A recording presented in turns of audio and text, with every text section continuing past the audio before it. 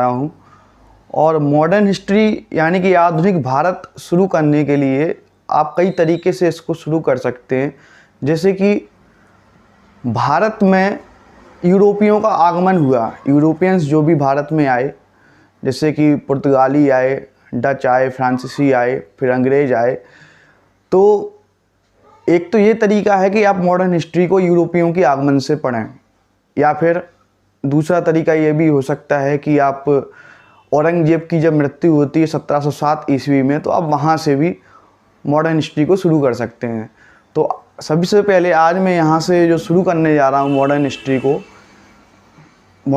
को मैं जो शुरू करने जा रहा हूँ वो यूरोपियों के आगमन से शुरू करने जा रहा हूँ। तो सबसे पहले हमें ये समझना होगा कि आखिर यूरोपियन जो भारत में आए तो वो क्यों आए, क्या रीज़न रहा कि इतने दूर से। मान लो ये हमारा हल्का सा रफ मैप में, ये इंडिया का मैप है, ये हमारा इंडिया है, और इस कंटिनेंट को आप अफ्रीका कंटिनेंट कह दीजिए। और ये रफली मैप है केवल ये समझने के लिए कि जो भी यूरोपियंस भारत में आए तो आखिर उनको ये समुद्री मार्ग की खोज करने की क्या ज़रूरत पड़ी कि ऐसे भी स्थल मार्ग से भी पहले व्यापार होता था।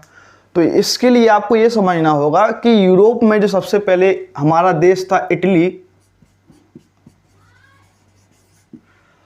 तो अगर हम बात करें 12वीं शताब्दी और 13वीं शताब्दी के बीच की, यानी कि 12th to 13th सेंचुरी की बात अगर हम लोग करें, तो यहाँ पर इटली का वर्चस्व था। यानी कि जो भी व्यापार होता था तो उसमें सेंट्रल में भूमिका इटली की होती थी। यानी कि इंडिया से यहाँ से स्थल मार्ग होते हुए व्यापार जो होता था, और इटली जो है सेंटर का काम करता था, और इटली पूरा का पूरा माल जो है यूरोप को सप्लाई कर देता था।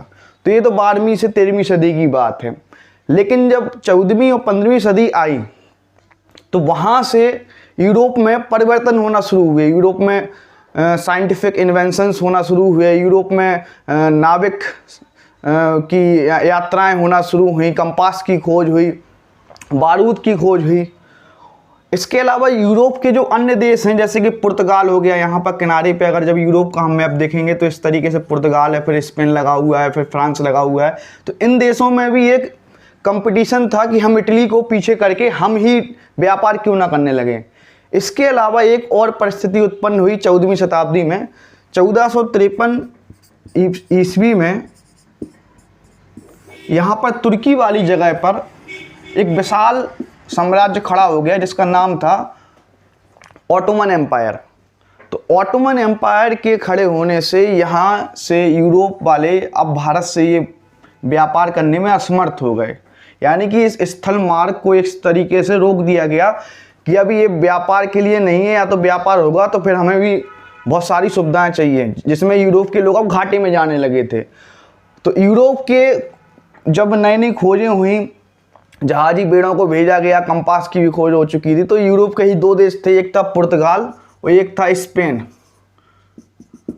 तो इन लोगों ने सोचा कि अगर ये वाला रास्ता हमारा नहीं सही बैठ रहा है तो हम एक नए रास्ते की खोज करते हैं। तो इन्होंने एक नए रास्ते की खोज की अफ्रीका होते हुए, जिसमें कि दो लोग थे प्रमुख, एक था हमारा वास्को डी गामा, एक था कोलंबस। तो वास्को डी गामा जो है, इसने जो भारत की समुद्री मार्ग की खोज की, तो यहाँ पे अफ्रीका में एक सबसे नीचे एक पॉइंट पड़ता है जिसको बोलते हैं केप ऑफ गुड होप। तो यहाँ से होते हुए अफ्रीका के इस पॉइंट पर वो आया, इसके बाद वो यहाँ पर आया और फिर फाइनली भारत में उसने इंटर किया कालीकट में। तो जो वास्को डी गामा ने 1498 ईस्वी में भारत के समुद्री मार्ग की इस तरीके से खोज की।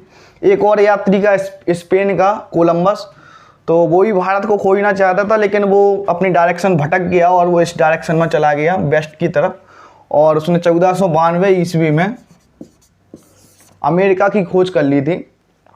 और जब वो अमेरिका पहुंचा था तो अमेरिका की जो आसपास के द्वीप हैं वहाँ पर वो पहुंचा, उसने देखा कि हमने शायद भारत को ही खोज लिया है।